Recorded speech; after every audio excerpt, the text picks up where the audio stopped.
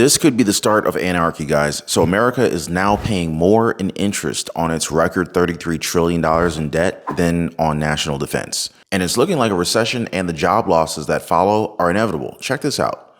Yeah, I mean, there's so much attention and focus paid on whether we're going to get another 25 basis point hike or whether the Fed is actually done. But to your point, higher for longer and how that extends into 2024 is really going to be the key because of the impact that's going to have on things like corporate debt and then in turn, ultimately, the labor market and the state of this soft landing. Do you think a soft landing is actually going to be attainable? Or if when you think about higher for longer and a Fed funds rate at what?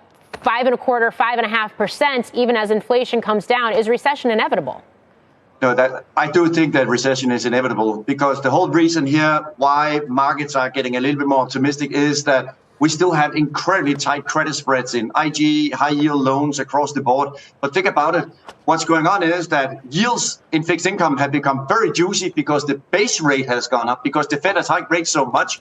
So once we do begin to see the results of the Fed trying to slow the economy down, we will begin to see bad data in a number of different areas, and most importantly, in the labor market. And once that happens, credit spreads will start to widen. That means the cost of capital will begin to go up. Yes, the Fed may begin to respond to that by lowering the base rate.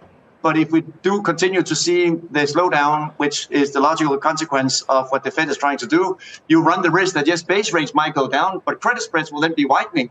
And therefore, the cost of capital in level terms is not going to go down. In other words, the Fed only controls the base rate and not the spread in credit markets. And that's the reason why I think that a soft landing is very difficult, because we have a lag between the Fed so far saying hawkish, hawkish, hawkish, and then the data starts to weaken. And then they need to turn the supertanker around and begin to say, well, now we'll be dovish. And in that period, we will have spreads widening, even if base rates start to move lower. You know what, guys? I'm honestly kind of surprised that some of my friends and most of my coworkers still think that everything is going well. Now, that shocked me. But what about you guys? Are you and your friends, your loved ones, all caught up? So here's the most concerning headline for today. America is now paying more in interest on its record $33 trillion than on national defense. But really, guys, what we should be talking about here is who's holding the IOUs. So yeah, guys, just in case you guys missed it, America's gross national debt hit an eye-watering $33 trillion for the first time in September, mere months after eclipsing the $32 trillion mark earlier this year. So according to the Treasury's monthly statement, the U.S. is now also currently spending more to pay interest on the national debt than it does on national defense, according to the Treasury's monthly statement. In the current fiscal year, though, August, the Treasury shelled out $807.84 billion in interest on its debt securities. Meanwhile, the Department of Defense budget for military programs totaled $695.44 billion in the same period. And this is particularly alarming when you consider just how much of the federal budget goes into its defense, with the U.S. outspending every other country. Now just imagine billions of dollars just to pay down interest, more than possibly any line item in our national budget. It's just crazy. It is literally absurd. It is now more important than ever to stay updated on everything that's happening to the U.S. debt situation. And this is why I highly recommend subscribing to the channel, tapping that notification bell. Oh, and don't forget to show our financial freedom fam some love. Drop a comment, hit the like button. You'll definitely make my day. Not to mention, it'll definitely help the channel out a lot. Appreciate that, guys. So, let's get back to the last few years because they've definitely been very, very expensive. When the government ends up spending more money in a year than it actually collects in taxes, that's what they call a deficit. And that is exactly what we've been seeing in the past few years. I mean, think about it. Since the C-19 pandemic started, we've seen some pretty hefty bills getting the green light. I mean, take the American Rescue Plan Act, for instance. That one came with a whopping $1.9 trillion price tag. There's this thing called the debt ceiling package that just got signed into law this summer to prevent a national default. It's estimated that this could potentially shrink the deficit by $1.5 trillion over the next decade. But the Committee for a Responsible Budget, the CRFB, did the numbers, and it turns out the actual savings may be around $1 trillion. Now, this is dependent on some side deals that aren't part of the main agreement. We need to talk about this because sooner or later, Congress is going to get a grip on this debt situation, and that will probably mean digging into healthcare, maybe Social Security, and the tax code.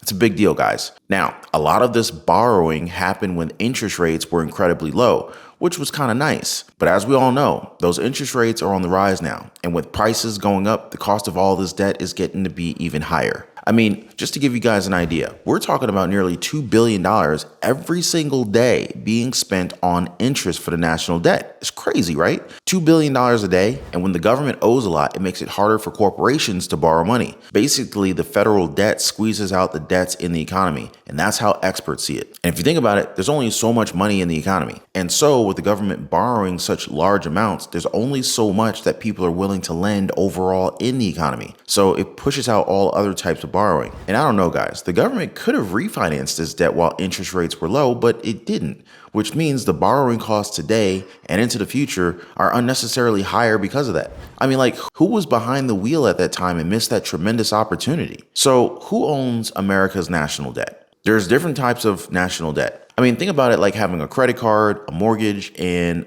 maybe a car payment. They all represent debt, but they're all different. And when it comes to managing the national debt, the U.S. Treasury Department has a system where they split it into two different categories.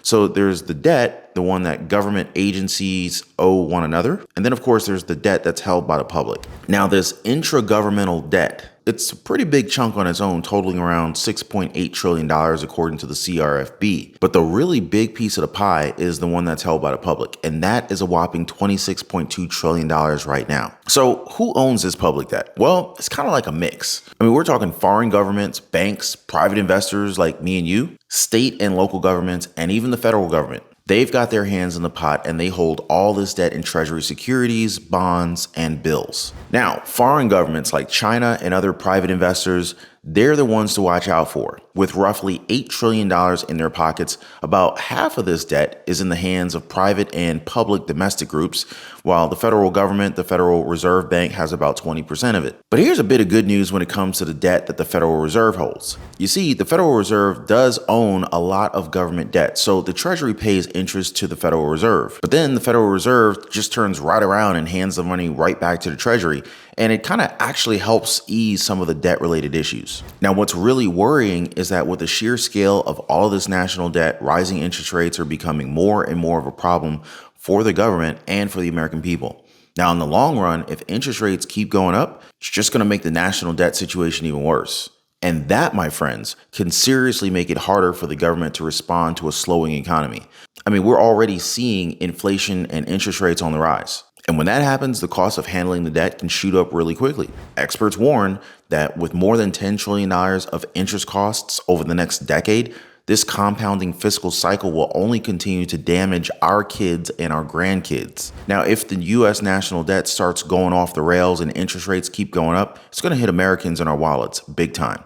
So first off, the government's going to have to come up with more cash just to pay the interest on the debt. And that means they could decide to start cutting spending on other things like healthcare, education, and social programs, which I don't have to tell you guys, a lot of Americans rely on this stuff. And they could just decide to raise taxes to make up for those higher interest payments and their budget shortfall. So that's less money in our pockets for everyday expenses and savings for the future. The government probably won't let airports or banks fail, but they will let farms and grocery stores fail, or maybe they just want to institutionalize everything.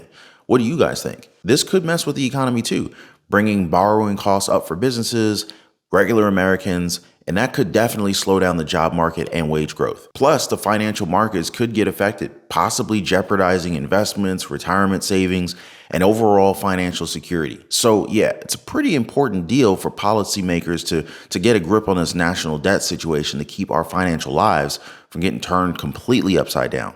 Look how people reacted to no toilet paper. They went nuts. I definitely don't want to wait until the store shelves are empty. So yeah, I don't think it hurts to grab some extra supplies when you can, right guys? Wall Street did not lose sleep over the US government's budget deficit and growing debt because interest rates were super low for a long time.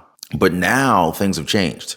Interest rates have shot up, and it's got a lot of investors and economists worried about the sustainability of America's massive debt pile. So the Federal Reserve has been cranking up interest rates, bringing them down to about 5.3% since early 2022 to tackle inflation. And they've been hinting that high interest rates could be here for longer, which is surprising to investors who thought interest rates would drop soon. This realization, combined with a bunch of other factors, it has caused long-term interest rates to soar. A key indicator, the 10-year Treasury bond rate, has been climbing since July, and it recently hit a 2-decade high.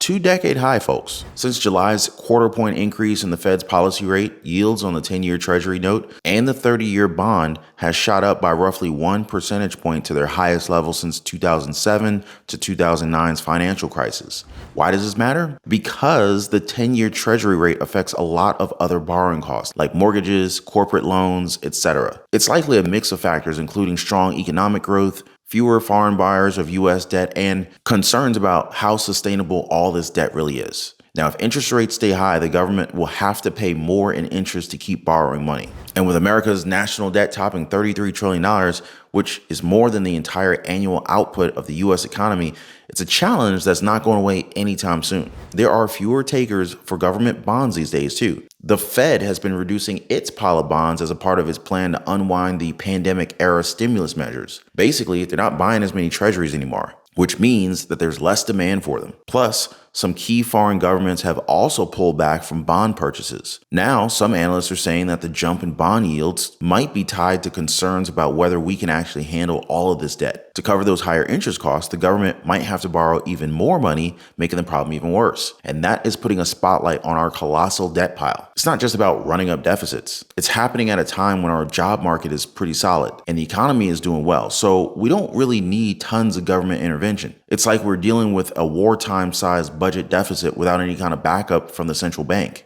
And that's why the situation's so unique. The whole thing should be a reminder. When it comes to money, it's pretty straightforward. If you borrow too much, you're in trouble when interest rates start climbing. Fed officials, they see the high, long rates as complicated, but not yet a threat. For the Fed, what matters is how such changes in financial conditions impact how consumers and firms invest and spend. And so far, that appeared to be along the lines of what would happen in an ordinary tightening cycle. But honestly, guys, what about you? How have you been feeling in this economy? That's what I really want to know.